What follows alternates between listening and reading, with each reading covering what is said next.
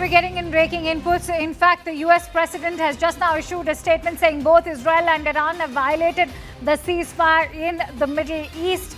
And this is being reported by Reuters. Remember, the US president is all set to head to the NATO summit. And shortly before arriving at the NATO summit, or departing rather for the NATO summit, the US president has shared a few words with regards to the ceasefire violation that has taken place. Donald Trump, remember, had been boasting about how a ceasefire had been brokered by the US and Qatari mediation.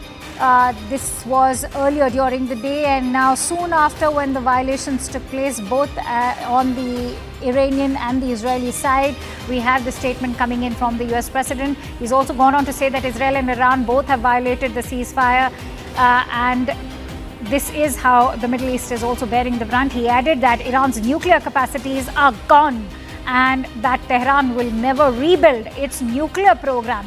Donald Trump being very confident that the uranium stockpile also perhaps has been done away with, when he's saying that Tehran's nuclear program has been done away with. He's also said that he's not happy with Israel and Iran, before adding that he's really unhappy with Israel. So a very crucial statement coming out from the US president, who's also indicated his unhappiness with Israel.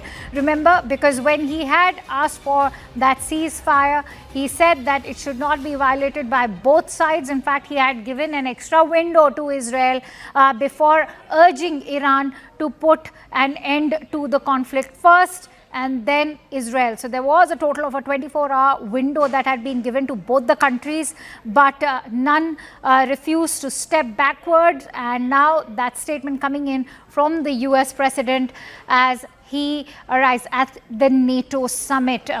Remember, the NATO summit is going to be extremely crucial because it is the EU which is also conducting high-level talks with Iran. The Iranian Foreign Minister Abbas Araghchi has been in touch with the European Union.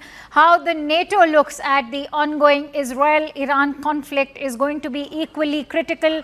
Can NATO afford to also divert its attention to this conflict at a time when the Russian president is threatening the boundaries of the NATO allies, and there is a prolonged conflict already going on in Ukraine? It is the new dilemma now, not just for the US president, but for NATO as well.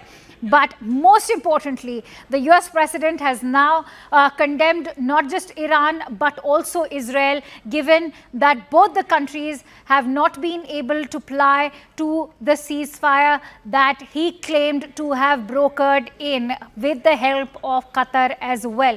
He has also gone on to say that Tehran will never be able to rebuild its nuclear program and that Iran's nuclear capabilities are gone. A very confident US president saying that. Is he saying that after a crucial intelligence report being shared with him? Remember, the National Security Council meet has been taking place on a daily basis with the president presiding over it.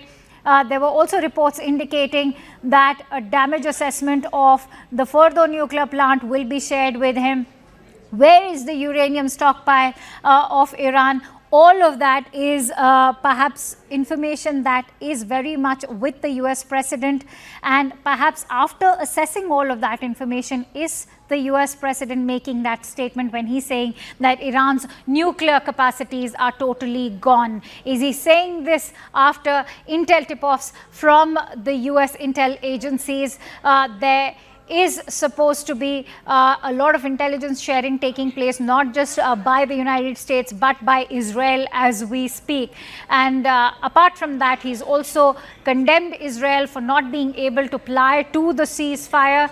Most importantly, this is the timing of his statement that is standing out because of the NATO summit that will be taking place. The EU, of course, urging for a de-escalation in the entire conflict, urging for dialogue and diplomacy to take place. Network 18 is now the clear leader in digital media, with 55% more users on native platforms and social media than Times Internet. Network 18, the undisputed leader of news networks, way ahead of the times.